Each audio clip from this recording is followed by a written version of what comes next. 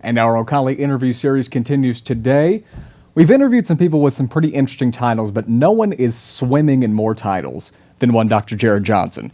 Interim director, professor, instructor, poke report extraordinaire, student wrangler in Waco. You got a lot of things going on right now. But first, I just want to ask, your new job, you entered into it this summer. What's it been treating you like so far?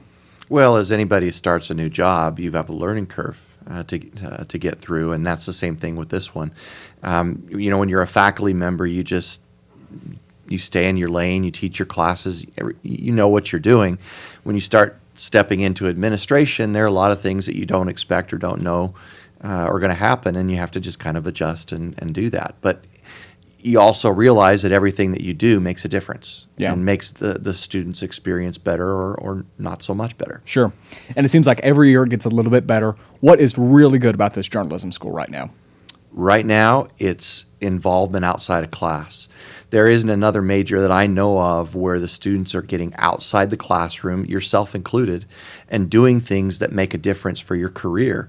It's not all just book work, and that is really what's going for this major right now, is we're providing opportunities for students all across the board in SMSC to do things outside the classroom and build their portfolio. And hopefully some prospective SMSC students are watching this. We talked off air just a minute ago. You guys took a recent trip to Waco. Got another one coming up, as I understand, to K-State. Talk about those. So it's just one example of many that we do. We want to engage our students outside the classroom. So we took a group of students down to Waco. We did a show on the road, the Poke Report. And basically that just means going down there, shooting our anchor shots and getting everything ready. And then they spend all night long editing the show, getting it ready to go. And then we have a little bit of time on Friday afternoon. And so I took the students over to the local NBC affiliate, and they participated in the Friday Night Lights football show for high school football there, where they got to see how things work in the real world and get some mentoring that way. Then, of course, we go the next day and cover the football game, which was, go Pokes, a great win for Oklahoma State, and then drive back. But you know what? You've got one-on-one time, students with a professor that's done it in the field, and you're producing something that people are going to see. It's a great experience. Yeah. If Casey Schrum walked into your office and gave you a blank check and you could change one thing about this school, what would it be? Sorry to put you on the spot here, but I got to ask some political questions. Only one thing? I'll give you 2 or 3. How about that?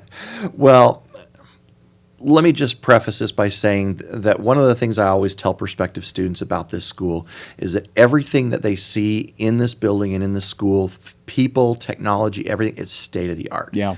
It's the best. The students are the best that we could ask for. The faculty are the best that we could ask for. The equipment that we have and use is the best. But we have to warn them not to look at the building. The building is an old building, and that happens everywhere. You're just going to have an old building, but everything that you experience inside this building is state of the art. So if I had one thing, it's no surprise, it would be a new building. Yeah. But, I point to things like Allie P. Reynolds Stadium. For 20, 30, 40 years, they were playing in that facility, which was not up to par many of those years. Right. But guess what? They were going to regionals. They were going to Omaha. They were doing stuff, making the best of what they had. And I think that's the case here at the journalism school. And people that watch this show, they're not going to notice anything about the building at all, because the people that are inside the building and the technology is exactly what we need it to be. Yeah. So, however, I think it would make a great difference in recruiting, in just perception, to have that new building. But it'll happen when it happens. Yeah. Speaking of recruiting, I know overall OSU's numbers are up. And even dating back to when I was in high school looking at this school, I remember hearing about people from Wisconsin, California, coming from all over to come to this multimedia journalism school, or School of Media and Strategic Communications. What's our standing right now in recruiting? What's on the horizon for that? Well, there's no doubt that COVID across the board took a cut on everybody's enrollment, and ours is no different. But we're starting to see that rebound now. We've got one of the largest incoming freshman classes of any of the majors that I've seen on paper. So in terms of recruitment, students are coming back. And they're finding that communication is an important field. It doesn't matter what industry you're in, you have to have communicators. You have to have people that are able to communicate orally, people that are able to communicate in writing, people that are able to communicate through video, audio, whatever the means, they have to communicate. And that's what we do here. And so that's being recognized, and we've got students coming from all over the place to come in and be trained as communicators. Yeah, yeah. I'm sorry to keep jumping back and forth, but I'm taking things off your answer. So you're a great interviewee. The faculty members here, I cannot think of one that doesn't have at least a little bit of real-world journalism experience before they came over to this academia side. Not the case at some other schools. With all due respect, that's just not how it works at other majors and schools on this campus. Well, and I'm not throwing anybody under the bus, but there are a lot of other schools where the faculty show up, they teach a course and then leave. And they don't do anything else other than show up and teach a class and leave. And a lot of them will have graduate students doing all the grading for them. You don't get that here. We try to hire people that have professional experience and who have a terminal degree so they get the best of both worlds. And then we expect our faculty to engage with the students outside the classroom as much as they can. So yes, our faculty is a little bit different than you might see in some of our competitors. Yeah. We had Jeanette Mendez, the provost, on for our very first one of these, and she was talking about the ideal OSU graduate. What, in your director's opinion, is the ideal SMSC graduate? I think it's very similar to what the ideal OSU graduate is, and OSU has a really good feel on it. We want people that are good citizens. We want people that are hard workers, that are honest, that want to make a difference in their community or in their industry, in their profession, and that will be willing to lead out by example.